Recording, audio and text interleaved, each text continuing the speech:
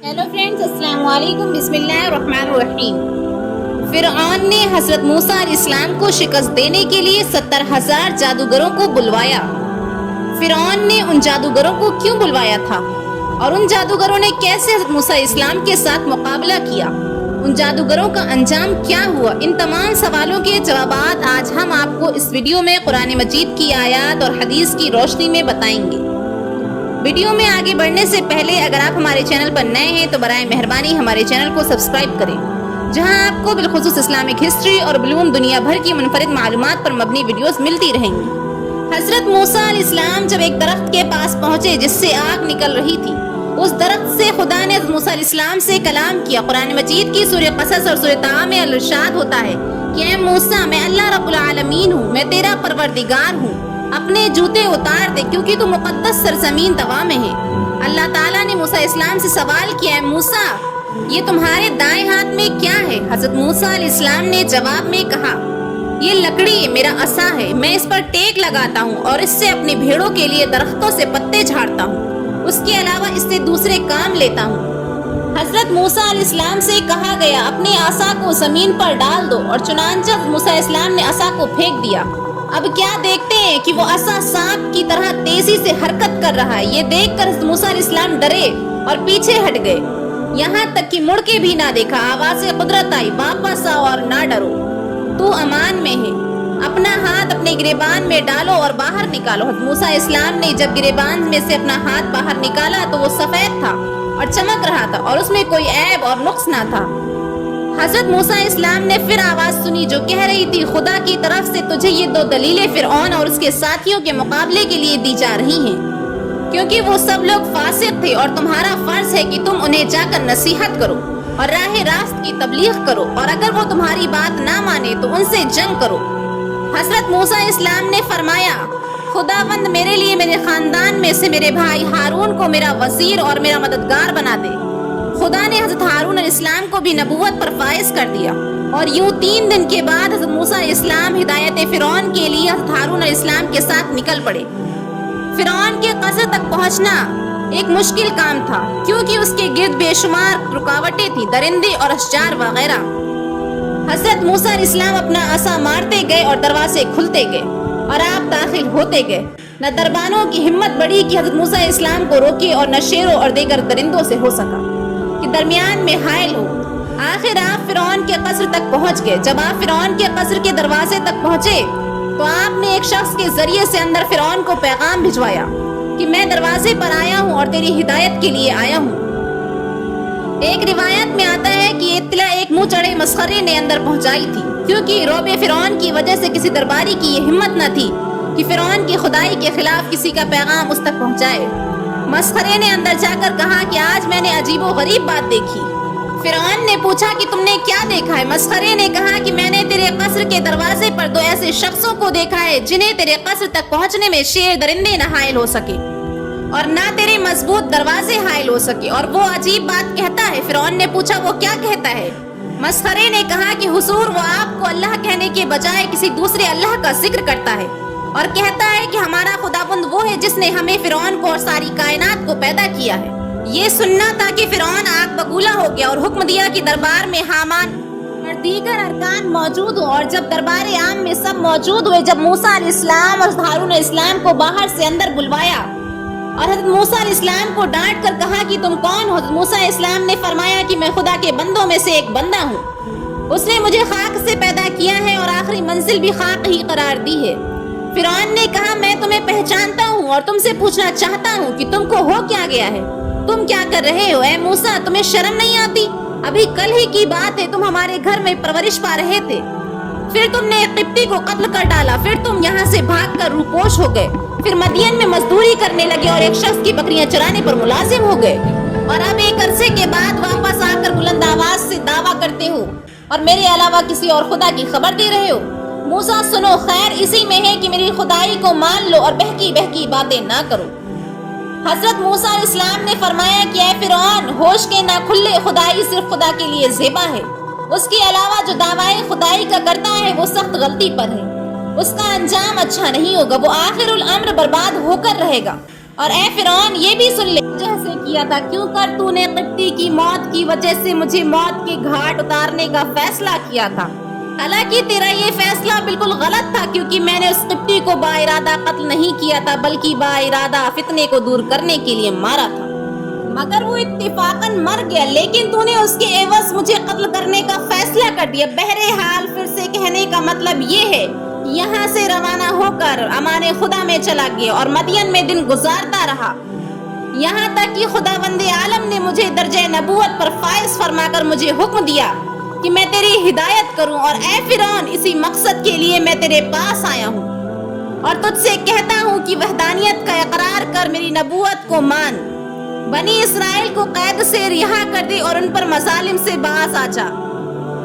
کہا کہ بس زیادہ باتیں نہ بناؤ ورنہ میں تمہیں قید میں بند کر دوں گا اور پھر کبھی نہ چھوڑوں گا۔ موسیٰ اسلام نے فرمایا کہ اے فرعون، بس خدا 400 سال تک تجھے ڈھیل دے چکا ہے اور اب ڈھیل نہیں دینا چاہتا۔ یہ کہہ کر آپ نے اپنی نبوت میں اپنے عصا کو زمین پر ڈال دیا۔ عصائے موسیٰ کا زمین پر گرنا تھا کہ وہ ایک عظیم اژدہا بن گیا۔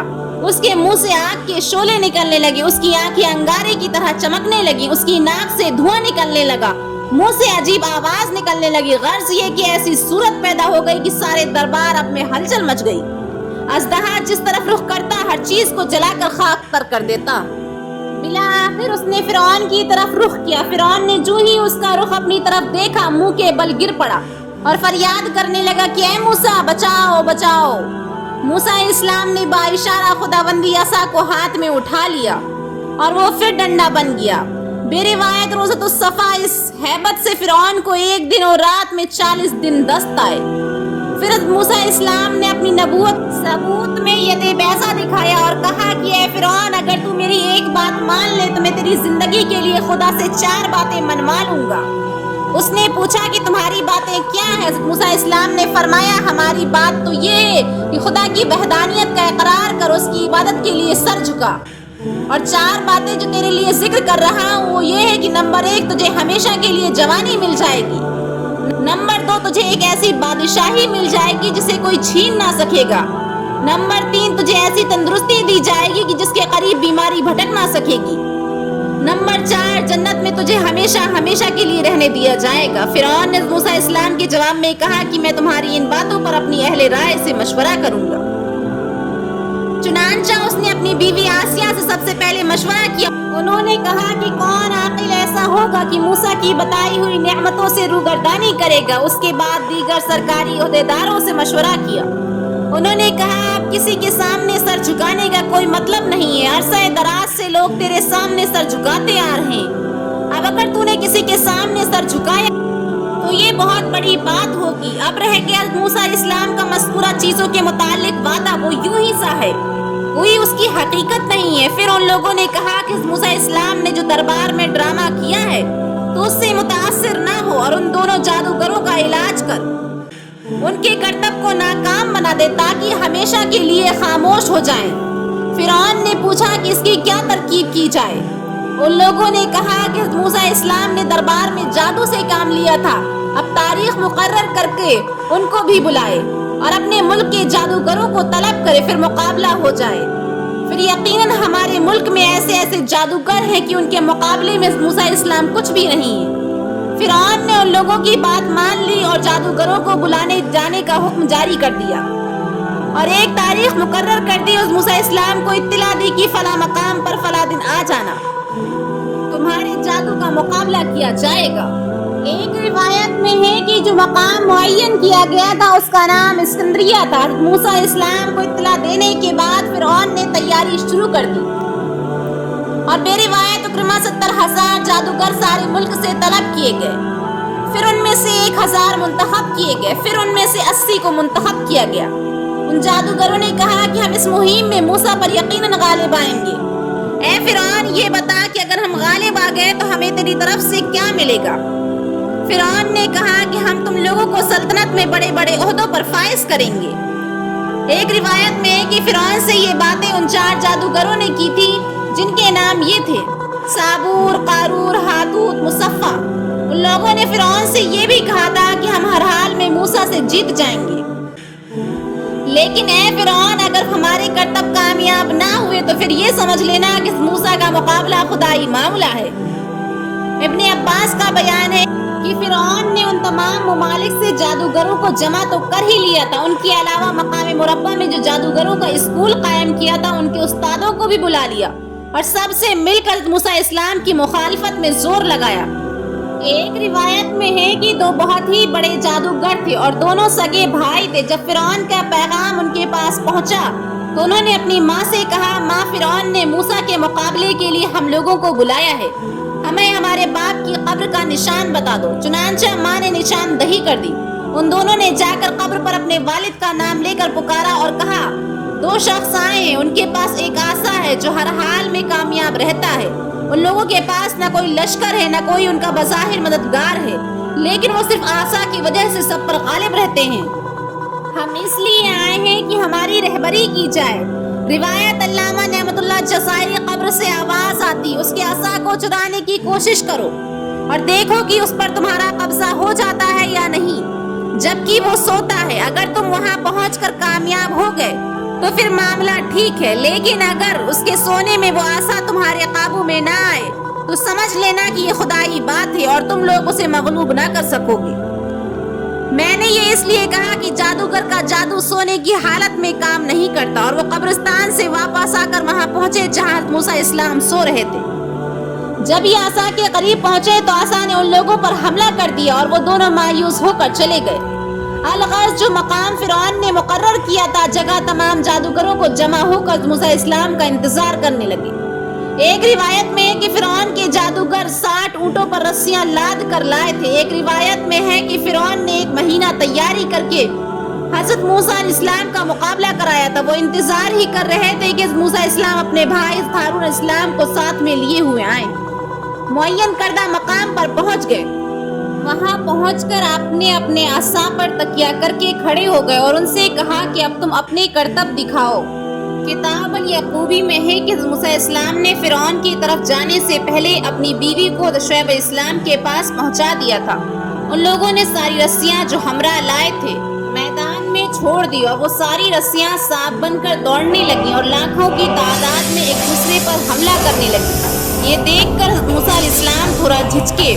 فوراً خطاب ہوا، اے موسیٰ، گھبراؤ نہیں اور اپنے عصا کو زمین پر ڈال دو۔ جیسے ہی موسیٰ اسلام نے عصا کو زمین پر ڈالا، وہ اژدہا بن کر سانپوں کو نگلنے لگا۔